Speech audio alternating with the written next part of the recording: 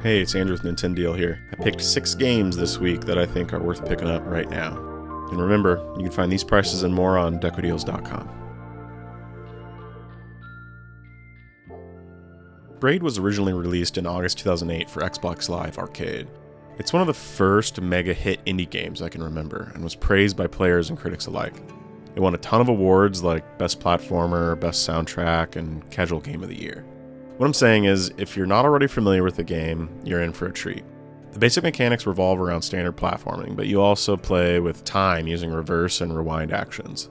The Anniversary Edition features repainted game art and smoother animations, but you can toggle off those improvements and play using the original graphics if you prefer. You can expect to spend 5 or 6 hours playing through the entire game. At just $6.79, the lowest price ever on Nintendo Switch, I highly recommend checking it out. If you've already played through Breath of the Wild and Tears of the Kingdom, or you want to play something similar for under $15, Oceanhorn 2 might just be the game for you. Released back in 2020 on Nintendo Switch, it certainly doesn't shy away from showing where its inspiration comes from, and that's okay. It looks and feels just different enough than any Zelda game I've ever played, and will last about 15 hours of pretty solid gameplay. $13.49 is the lowest price ever on Nintendo Switch.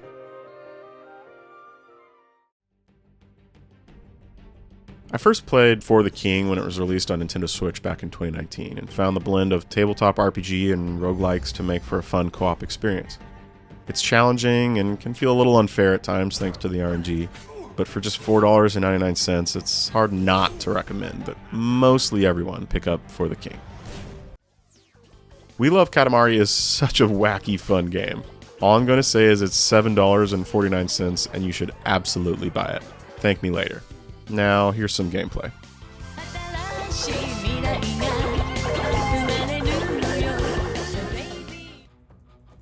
Okay, I'm bad at Prince of Persia: The Lost Crown. It isn't very forgiving if you're too slow on parry timing, something I've never been very good at. But the beautiful art and surprisingly interesting story kept me jump dashing back for more. If you're looking for a challenge and haven't picked this one up yet, you can grab Prince of Persia: The Lost Crown for $23.99 digital on all platforms, or $25 physical.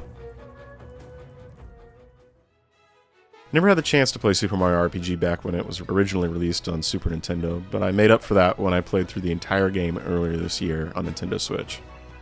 It has a certain charm that I haven't experienced in more recent Nintendo games. It never takes itself too seriously, has a boatload of jokes that Nintendo fans will get a kick out of, and should keep newcomers occupied for about 15 hours or so.